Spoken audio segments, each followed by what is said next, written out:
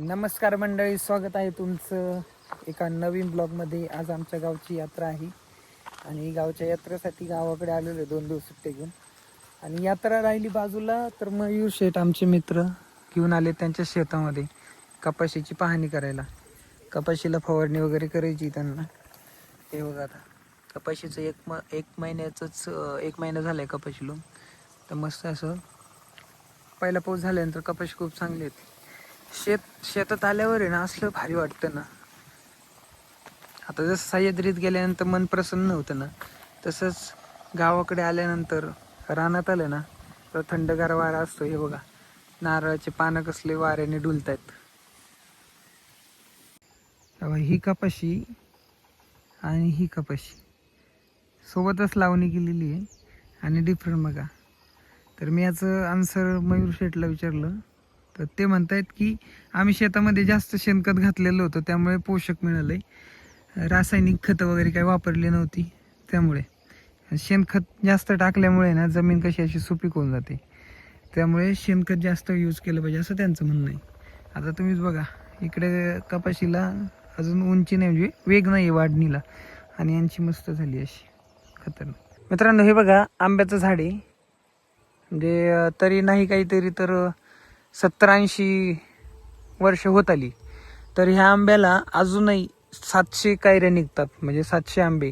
त्यापैकी वारं वगैरे येताना पावसाळ्याच्या दिवसात तर 100-200 असेच पडून जातात. पण 600-700 आंब्याच्या कैऱ्या येतात ह्याला पूर्ण. मयूर शेठचा बिझनेस पण आहे प्लाऊडचा, आणि शेतकरी पण आहे. फुल टाईम पार्ट टाईम तसलं काही नसतं इकडे. कंटिन्यू शेतात आणि धंद्यावर बसावं लागतंय. बिझनेस सोपा नाही आणि शेती पण सोपी नाही. ते त्यालाच कळतं जो करतो शेती आणि बिझनेस. तर मित्रांनो ही आहे कावड मिरवणूक, जी पूर्ण गावामध्ये मिरवून आपल्या देवापर्यंत न्यायची असते.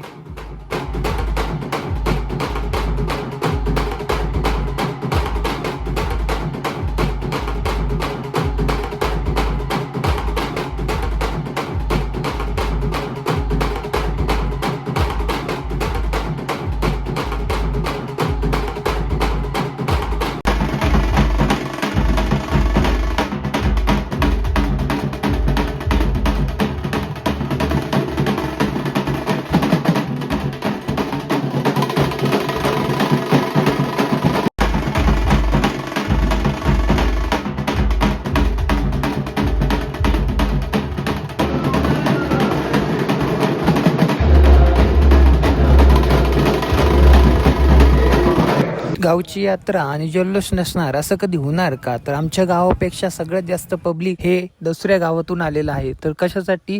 तर डीजेची जुगलबंदी पाहण्यासाठी. नाद करायचा पण वाया नाही गेला पाहिजे असा करायचा. आज सडे गावामध्ये आमच्या यात्रा आहे आणि यात्राचा जल्लोष सगळ्यात जास्त असतो तो म्हणजे संध्याकाळी 1 नंबर डीजे वाजतात. हे सर्व पब्लिक तुम्ही पाहताय ना, हे सर्व पब्लिक 50 किलोमीटर अंतर पार करून आले फक्त आणि फक्त डीजेची जुगलबंदी पाहण्यासाठी. आमच्या गावामध्ये टोटल 4 डीजे होते बरं का, पण त्यापैकी मोरया डीजेचा आवाज एवढा खतरनाक होता की पब्लिक आवाजानेच पळायला लागलेली होती. खतरनाक म्हणजे खतरनाक.